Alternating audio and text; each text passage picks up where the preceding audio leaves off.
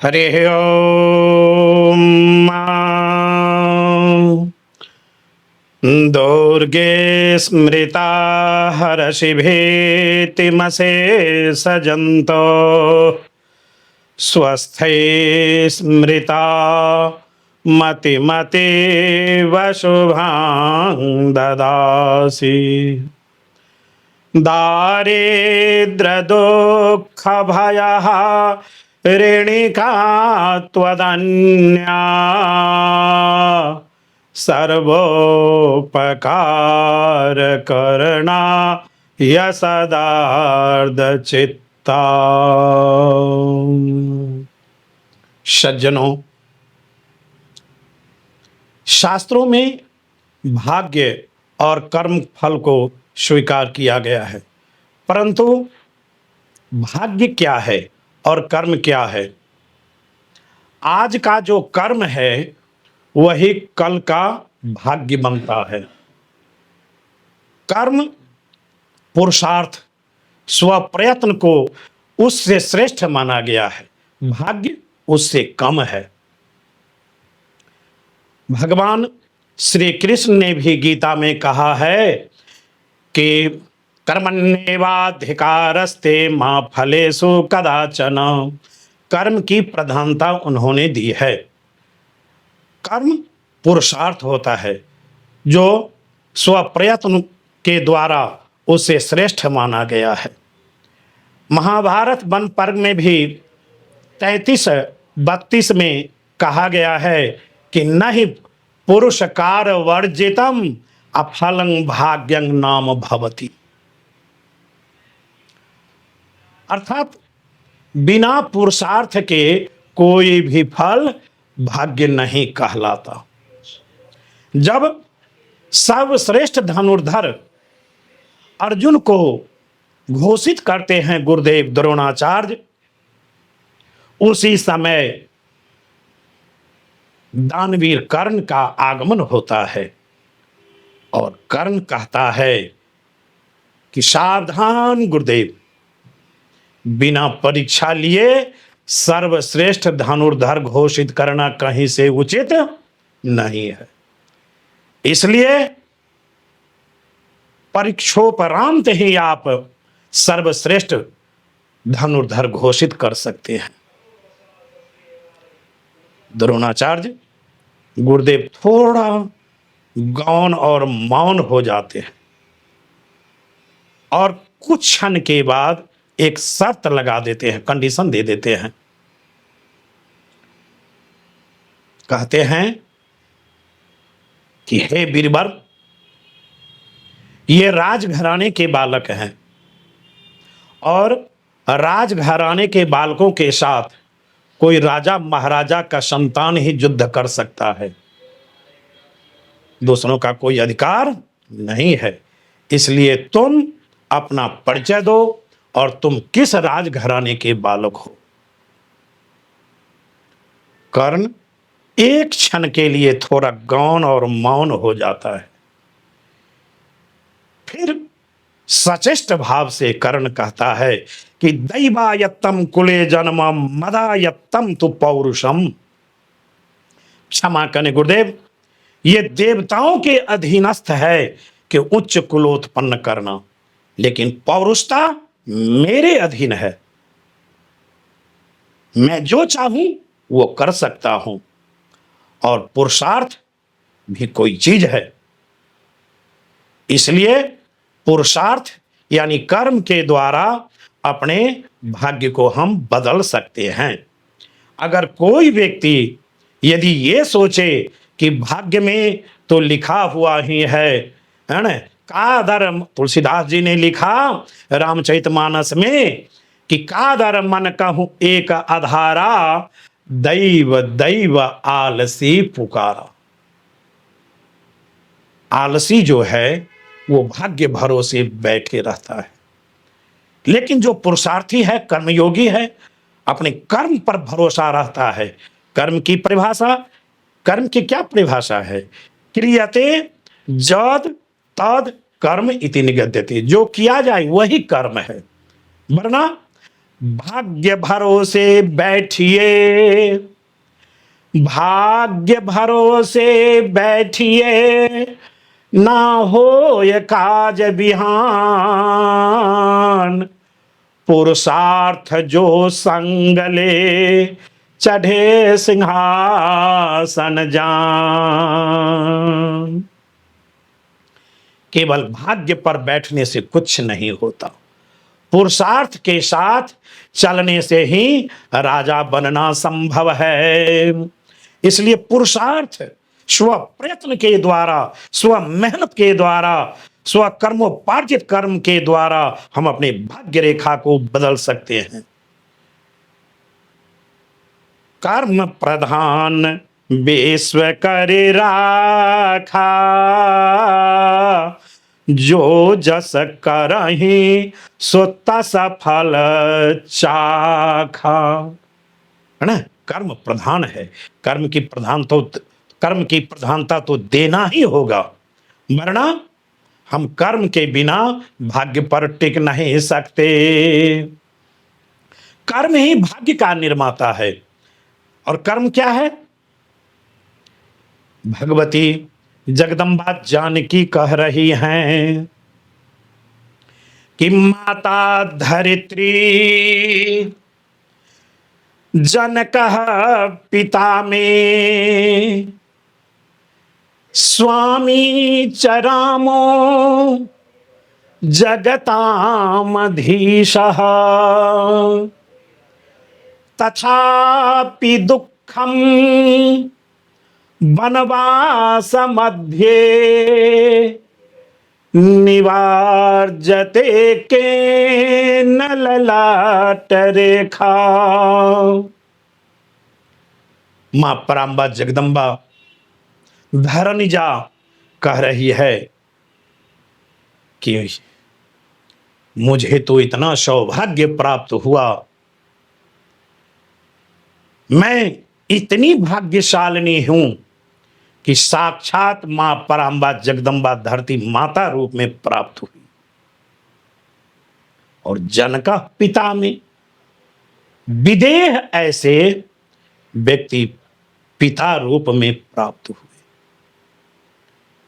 पिता का, पति का, पुत्र का, तीनों का एक ही अर्थ होता है।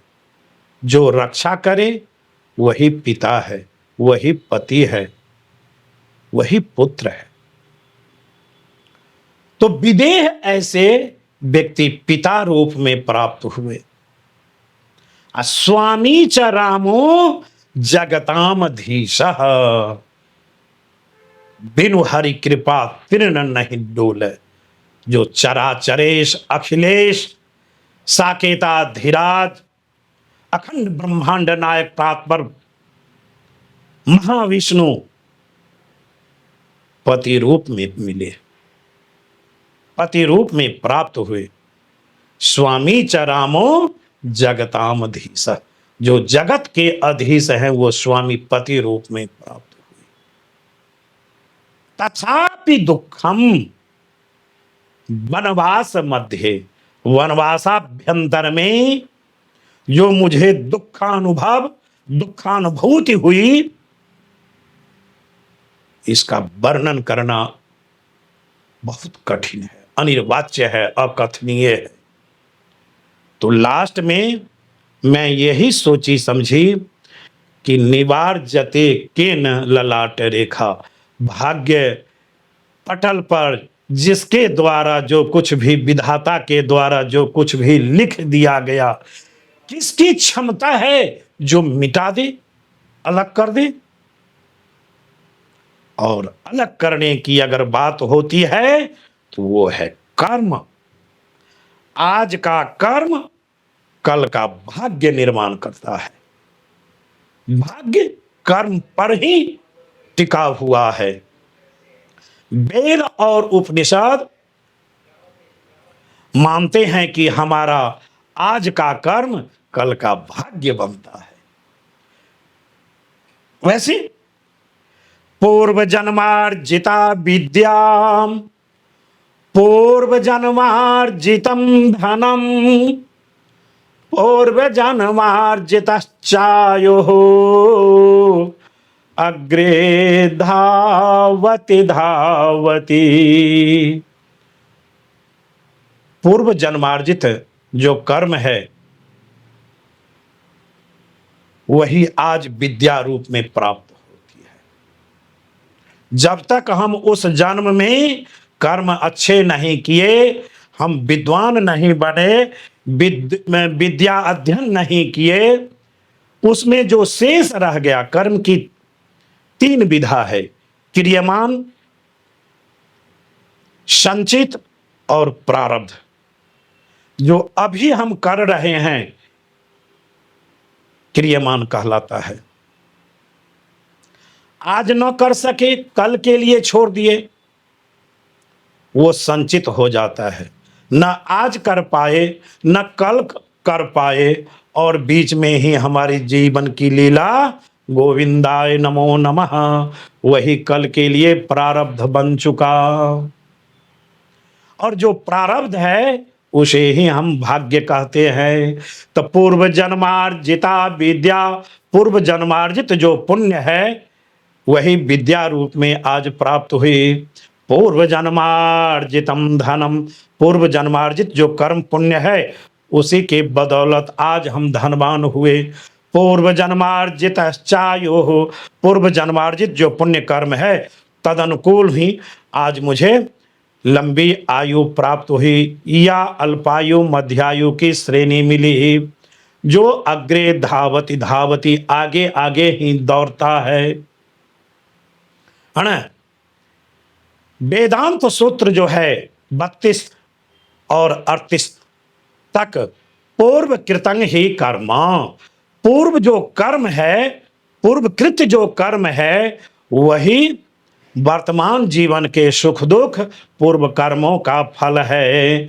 तो बात समझ में आई। पूर्व जन्मार्जिता विद्या, पूर्व जन्मार्जितम धनम, पूर्व जन्मार्जितश्चायो अग्रे धावति धावति। इसी बात को बाबा तुलसी ने दोहराया है कि बिनु तप मिलहि नहीं चारी, धन विद्या सुत नारी। इन चारों की प्राप्ति बिना तपस्या किए हुए, बिना कर्म किए हुए प्राप्त नहीं होता है। ऐसे भी कर्म करे सो फल पावे, कर्म करे सो फल पावे, बिनु कर्म नहीं कोय। अभाग्य जपे दिन राति पर, जो न करे सो रोय। बिना कर्म के कोई फल नहीं होता, केवल भाग्य का जाप करने वाला अंततः रोता है। मैंने पूर्व ही अपना वक्तव्य दिया कि कादर मन कहूं एक अधारा, दैव दैव आलसी पुकारा। आलसी जो है सो बस विधाता के भरोसे अपना समय बिताते रहता है। अब 2 पॉइंट की चर्चा हमने दे डाली, फिर तीसरा पॉइंट लिया जाए। मनुष्य के पास विकल्प है संकल्प शक्ति। यदि संकल्प का क्या अर्थ होता है? संकल्प का अर्थ होता है प्रतिज्ञा, और राजनेता लोग इसी को शपथ ग्रहण कहते हैं। हम कर्मकांड में जब आते हैं तो संकल्प करते हैं, संकल्प मूलः कामो वै। नहीं, कामना का मूल ही है संकल्प, और संकल्प शक्ति ठोस चाहिए, उसमें मजबूती चाहिए। हम जो सोच लिए या आज मुझे ये करना है तो करना है, वरना बीच में जितनी भी कठिनाई क्यों ना आ जाए हम टस से मस नहीं होंगे। संकल्प शक्ति दृढ़ और बलवान हो। मनुष्य की सबसे बड़ी शक्ति है संकल्प और विवेक। तो संकल्प की बात हम समझ चुके, और विवेक क्या होता है? विवेक और संकल्प के द्वारा हम भाग्य की सीमा को लांघ सकते हैं। विवेक बिनु सत्संग विवेक न होई, राम कृपा बिनु सुलभ न सोई। राम कृपा बिनु सत्संग विवेक न होई। जब तक सत्संगति मुझे प्राप्त नहीं होगी, शतांग ही संग सकलं प्रसूयते, दोषा गुणाश्च संसर्गजा भवन्ति। दोष और गुण संसर्ग से ही होते हैं, इसलिए अच्छी संगति मिलेगी तो अच्छा ज्ञान और विवेक मिलेगा, और कुसंगति से अपने आप को, जीवन को नरक बना डालेंगे नहीं। इसलिए संकल्प शक्ति और विवेक में ताकत हो। और विवेक की प्राप्ति कैसे होगी? तो बिनु सत्संग विवेक न होई। जब तक सत्संगति नहीं होगी तो विवेक नहीं हो सकता, और विवेक की प्राप्ति राम कृपा बिनु सुलभ न सोई। राम कृपा यानी इष्ट कृपा, गुरु कृपा। जब तक गुरु के द्वारा जो मंत्र मुझे मिला, जो दीक्षा मिली, और उसकी साधना हमने जो की, वही इष्ट होता है। और इष्ट की कृपा जब तक नहीं होगी तो विवेक की प्राप्ति नहीं होगी, और विवेक की प्राप्ति सत्संगति के बिना हो नहीं सकता। इसलिए सत्संगति और विवेक दो परम शक्तिशाली तत्व है। योग वशिष्ठ में भी कहा गया है कि संकल्पो ही परोबंधः, संकल्पो ही परोबंधः। मन और मनुष्य, माने गीता में भी भगवान अपना वक्तव्य दे रहे हैं कि मन एव मनुष्याणाम कारणम बंध मोक्षयो। मन एव मनुष्याणाम कारणम बंध मोक्षयो। संकल्प ही बंधन का कारण है। मन के द्वारा ही बंधन और मोक्ष होते हैं, है ना। एक कवि ने बड़ा सुंदर दोहा का निर्माण किया है। मन के हारे हार है, मन के जीते जीत। कहे तुलसीदास यह मनुज करे जो प्रीत। वाह, बहुत सुंदर है। मन की स्थिति ही सफलता या असफलता तय करती है।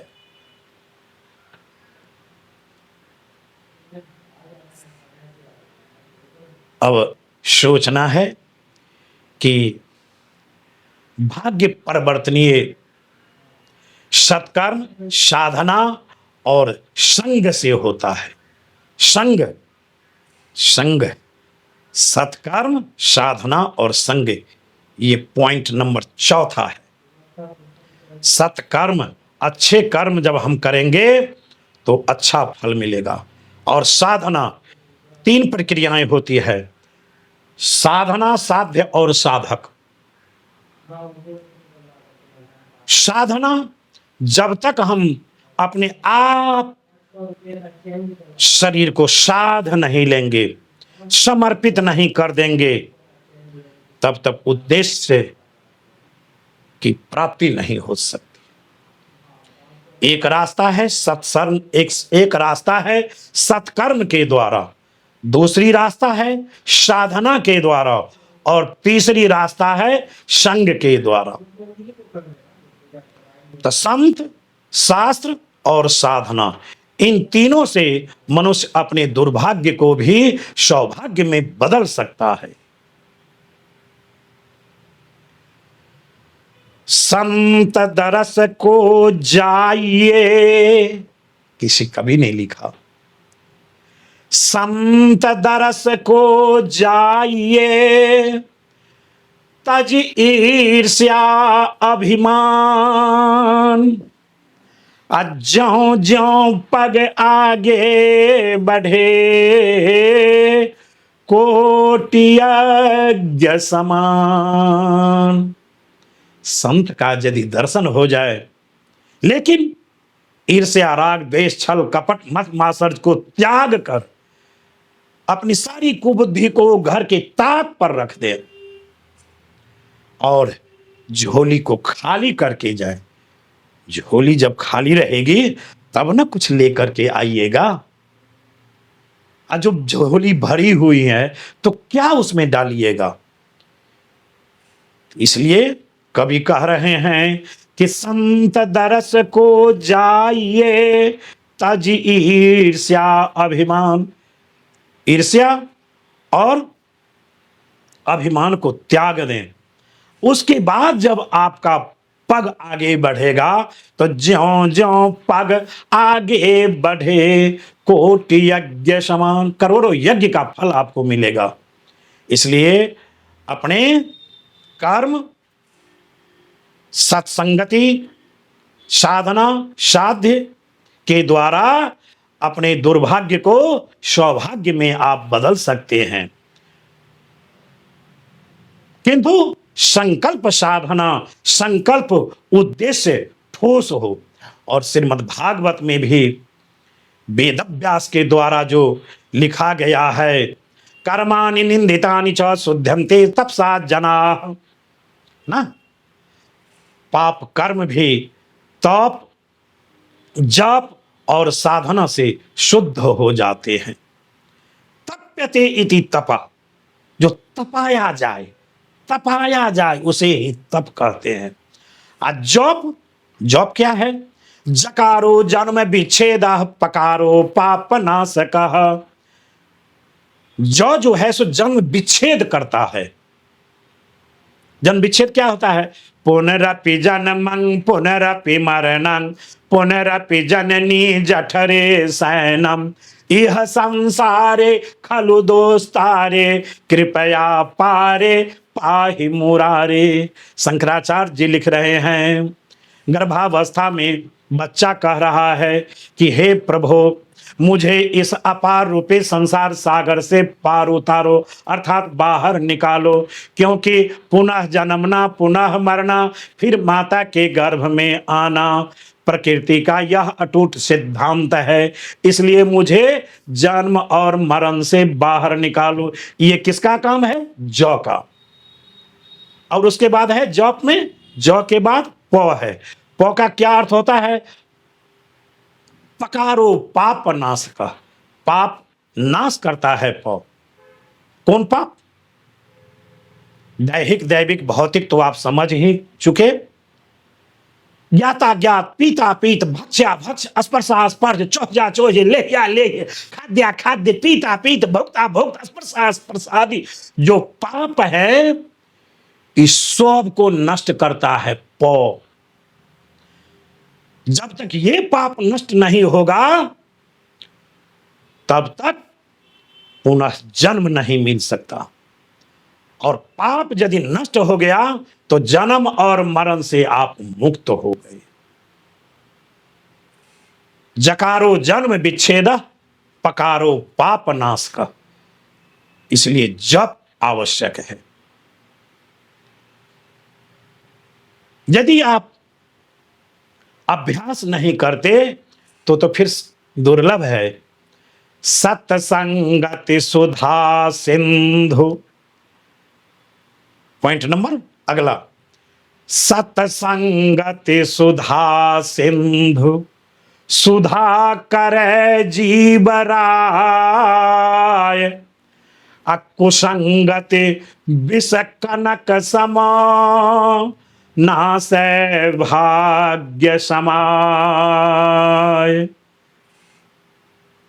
सत्संग अमृत की तरह भाग्य को बदल सकता है और कुसंग उसे नाश कर देता है।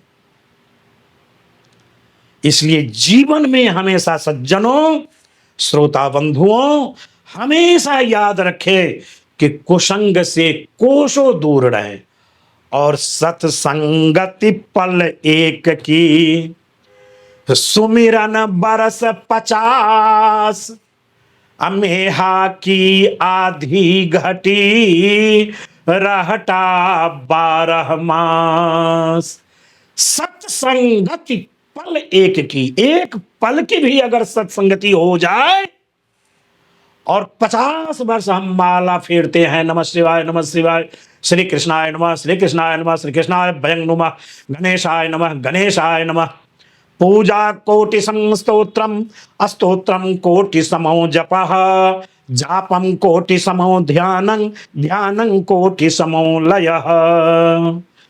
हाँ, पूजा कोटि सम स्तोत्रम, हमने करोड़ों प्रकार की वस्तु लेकर अपने आराध्य देव परमादेव की पूजन की, लेकिन उस पूजन में, जिस पूजन में हमने एक भी नचारी नहीं गाई, भगवत का एक भी स्तुति नहीं की, मैया की एक भी स्तुति नहीं की, प्रभु का एक भी स्तोत्र पाठ नहीं किया, तो उस पूजा का स्थान गौण है।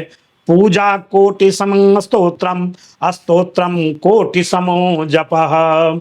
करोड़ों स्तोत्र स्तुति का पाठ हमने की, लेकिन उस पूजन में, जिस पूजन में हमने एक बार भी जप नहीं किया, तो उसका स्थान करोड़ों गुना नीचा है।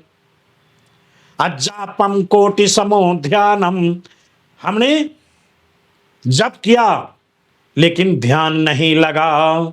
जप कर रहे हैं, नमः शिवाय नमः शिवाय नमः शिवाय, जी सुन रहे हो, थोड़ी सब्जी अच्छी बनाना, नमः शिवाय नमः शिवाय, जी सुन रहे हो, अरे खेत में काम मजदूर किया कि नहीं किया, जी सुन रहे हो, अरे मवेशी को घास दे दो, भूसा दे दो, व्यापार में अमुक व्यक्ति गया कि नहीं गया, बिजनेस की कैसी स्थिति है, व्यवसाय की कैसी, नहीं, मन रंगाए रंगाए जोगी कपड़ा, एकदम ध्यान चाहिए, एकदम। सोई जानहि जेहि देहु जनाहि, जानहि तुम ही होई जाई, एकदम ध्यान लगा ली। कौन आया कौन गया क्या है नहीं है, उससे कोई बात नहीं। ध्यानम कोटि समो लय, उसमें लीन हो गए, मिल गए, दूध और पानी के समान मिल गए, एकदम कहियत भिन्न न भिन्न। एक नदिया एक नार कहावत, मैलो नीर भरो, आ दो मिल जब एक भयो, तो सुरसर नाम पढ़ो। बस एक हो जाए, इसका नाम है जप।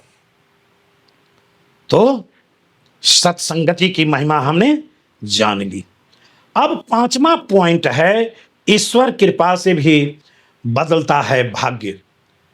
भाभी मेट सकहि त्रिपुरारी, भाग्य मिटाने की जब बात आती है तो त्रिपुरारी महादेव जो हैं, महेश्वर जो हैं, वो भाग्य में लिखी हुई रेखाओं को, लिपि को बदलने की अगर क्षमता है तो त्रिपुरारी को है। नहीं, एक है सामान्य भावी, दूसरा है भावी, और एक है प्रबल भावी। तो ईश्वर कृपा जो है, ईश्वर कृपा गुरु के द्वारा जो दीक्षा दी गई, जो इष्ट मंत्र है, इष्ट साधना यदि आपके पास है तो अपने भाग्य को आप बदल सकते हैं, इसमें तनिक भी संदेह नहीं है। पुरुषार्थ के साथ ईश्वर भक्ति जुड़ती है तो अधोमुखी भाग्य भी ऊर्ध्वगामी हो जाता है, ऊर्ध्वगामी दीपक के लौ के समान हो जाता है। लेकिन निष्ठा, आस्था और तत्परता चाहिए। यदि उसमें कमी है तब तो नहीं होगा, कदापि नहीं हो सकता। इसलिए अपनी संकल्प शक्ति जो है उसमें ठोसपन चाहिए, और ठोस ईश्वरः सर्वभूतानां हृदय अर्जुन तिष्ठति। 18वां अध्याय के 61वां श्लोक में भगवान श्री कृष्ण कह रहे हैं कि ईश्वरः सर्वभूतानां हृदय से अर्जुन तिष्ठति। बात समझ में आई? ईश्वर सभी के हृदय में स्थित होकर कर्मों के अनुसार मार्ग दिखलाते हैं, मार्ग प्रशस्त करते हैं, मार्ग को बतलाते हैं। मुझको कहां ढूंढो, मैं तो तेरे पास हूं, कहां सुन, कहीं ढूंढने की आवश्यकता नहीं है। अरे एक बार तो कम से कम अपने मन को लगाओ। ये हृदय पटल है, ये हृदय पटल वेद वाक्य है कि अत्यतिष्ठ दशांगुलम, ये 10 अंगुल का जो ये जगह है, इसी में प्रभु का निवास होता है। और आपकी संकल्प शक्ति ठोस हो। राम कृपा बिनु मिले न संतन, कर्म बराई कोई। राम कृपा बिनु मिले न संतन, कर्म बराई हो। करु कृपा जब रघुपति, तिनका पर्वत हो। राम की कृपा से तिनका भी पर्वत बन जाता है। राम कृपा यानी इष्ट कृपा, तिनका भी पर्वत बन जाता है, भाग्य बदल सकता है।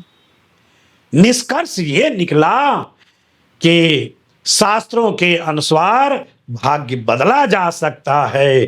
पुरुषार्थ, संकल्प, सत्कर्म, सत्संग और ईश्वर कृपा के द्वारा बदला जा सकता है।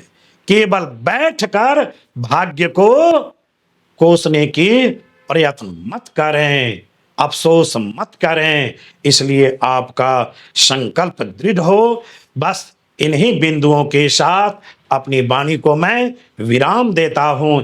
यदि आप चाहें तो इसी विषय पर अपना निष्कर्ष और ज्ञान शक्ति, भक्ति शक्ति, विवेक शक्ति को सुधारने का प्रयत्न करें। आपका मार्ग सुंदर, सुगम और सुलभ हो जाएगा, इसमें तनिक भी शंका नहीं है। पुनः एक शांति मंत्र के साथ आशीर्वाद प्रदान करते हुए वाणी को विश्राम। शुक्लांबरधरं देवं शशिवर्णं चतुर्भुजं, प्रसन्नवदनं ध्यायेत् सर्वविघ्नोपशान्तये।